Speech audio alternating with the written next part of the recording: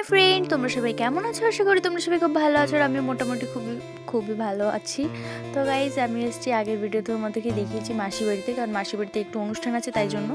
তো পুরো ভিডিওটা দেখতে থাকো, তাহলে বুঝতে পারবে যে মাসি বাড়ি কিসের অনুষ্ঠান। তো দেখতে পাচ্ছ সকাল সকাল ছাদে এসে দেখি এখানে রান্না বান্না শুরু হয়ে গেছে, ঠিক আছে। আর এই যে একটা আন্টি দেখতে পাচ্ছ, আন্টিটা বলছিল যে আমাদেরকে একটু ভালো মতন তোলে। আমরা বলছি হ্যাঁ, ভালো মতন তুলছি তোমাদেরকে। তারপর বলছে এখন আমরা কাজ করছি হ্যান ত্যান সেরকম কিছু একটা বলছিল। তো আমি তাদেরকে আবার ভিডিওতে তুলে নিলাম। তারপরে সকালবেলা এদিকে আমরা খেতে বসে পড়েছিলাম। এদিকে আছে দাদু, দিদা আর এই আর একটা দিদা, আর এদিকে আমি খাবার নিয়ে নিয়েছি, লুচি আর তরকারি। তারপর এদিকে আমি খেয়ে দিয়ে স্নান টান করে নিয়েছি, কারণ একটু পরেতে বাড়িতে লোকজন আসবে, তাই জন্য আমি সকাল সকাল স্নান করে নিয়েছি আর শ্যাম্পু করেছি চুলের মধ্যে। তো দেখতে পাচ্ছ চুলটা পুরো ভেজা আমার। তো যাই হোক, তারপরে এদিকে এসে দেখি দিদি ফোনে কথা বলছে আর এখানে পাহাড় দিচ্ছে, কারণ এখানে প্রচণ্ড পরিমাণে বিল্লি আছে গাইজ। কুকুর যেমন তেমন, বাট বিল্লিটা একটু বেশি আছে। আর আমার দিদি বলছিল এই দেখ, এইদিকে দেখ মাছ ধরছে, মাছ। আমি বলছি হ্যাঁ হ্যাঁ আমি দেখেছি মাছ ধরছে।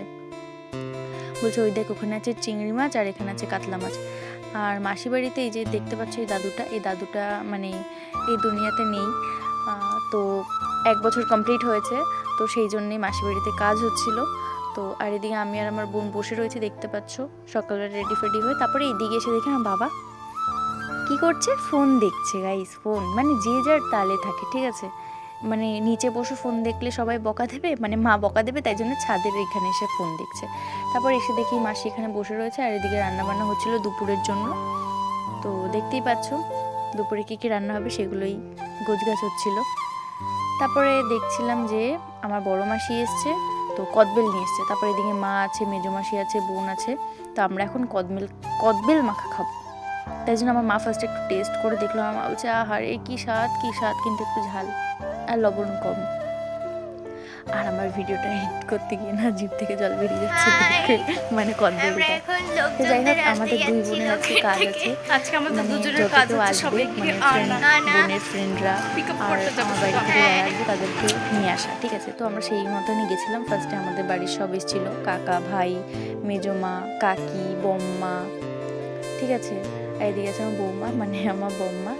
তো সবাইকে নিয়ে এসে তারপরে দেখলাম যে এদিকে হচ্ছে মানে ভাত বাড়ছিল, মানে খাবার দিচ্ছিল দাদুকে। তো দেখতেই পাচ্ছ মেশো। তারপর এদিকে আমরা দুপুরবেলায় খেতে বসে পড়ে গেছি।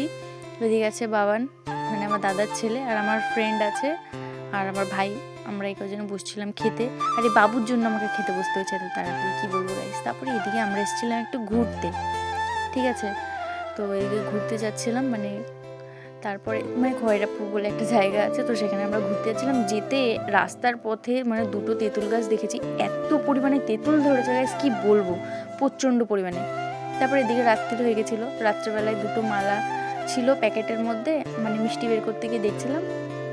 তো তখন এই মালা দুটো আমাকে আর বোনকে বললো যে তোরা মালা দুটো পরিয়ে দে। তো আমরা পড়াচ্ছিলাম আর সেই ফাঁকে দিদি দেখো ভিডিও বানিয়ে নিয়েছে। তারপরে একটু দাদুকে মালা পরিয়ে প্রণাম করে নিলাম।